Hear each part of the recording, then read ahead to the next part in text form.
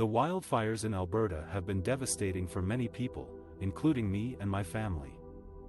We had to evacuate our home in Edson when we saw the flames and smoke getting closer and closer.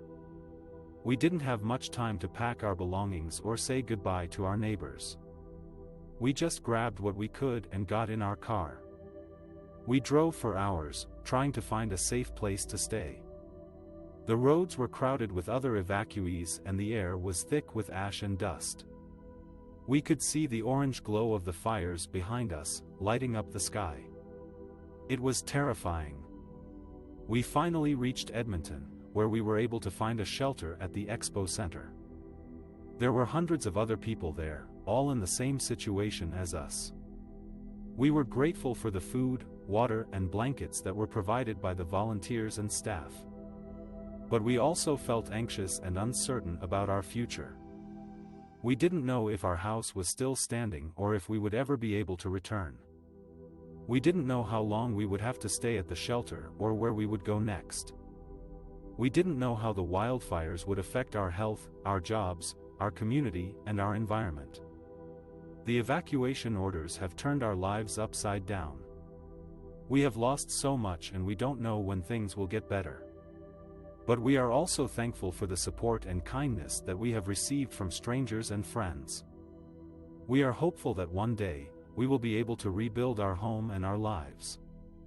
The Alberta wildfires of 2021 were one of the most devastating disasters in Canadian history. They forced more than 24,000 people to evacuate their homes and communities, leaving behind everything they knew and loved. My family and I were among those who had to flee from the flames. It was a terrifying and traumatic experience. We had very little time to pack our belongings and say goodbye to our neighbors. We didn't know if we would ever see our home again, or if it would be reduced to ashes. We felt helpless and hopeless as we watched the smoke fill the sky. We drove for hours, trying to find a safe place to stay. We had no idea where we were going or what we would do next.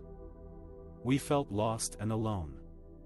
We worried about our friends, our relatives, our pets, our livelihoods. We wondered if we would ever return to normal. The emotional stress and uncertainty of leaving our home and community behind was overwhelming. We felt angry, sad, scared, and numb. We had trouble sleeping, eating, and concentrating. We had nightmares and flashbacks of the fire. We felt guilty for surviving when others didn't. But we also found ways to cope with the crisis. We leaned on each other for support and comfort. We shared our feelings and fears, and listened with empathy and compassion. We hugged each other often and told each other we loved each other. We also reached out to others who were going through the same ordeal. We joined online groups and forums where we could exchange information and advice. We connected with local organizations and volunteers who offered us food, shelter, clothing, and counseling. We thanked them for their kindness and generosity. We also tried to find some positive aspects in our situation. We realized how strong and resilient we were as a family. We appreciated the things that really mattered in life, like health, safety, and love. We learned new skills and discovered new opportunities. We made new friends and found new communities. We also tried to have some fun and laughter in our lives. We played games, watched movies, listened to music, read books, and told jokes. We celebrated small victories and milestones. We remembered the good times we had in our home and hoped for better days ahead. The Alberta wildfires of 2021 changed our lives forever. They took away so much from us, but they also gave us a chance to grow and heal as a family. We are still coping with the emotional stress and uncertainty of leaving our home and community behind, but we are not giving up hope.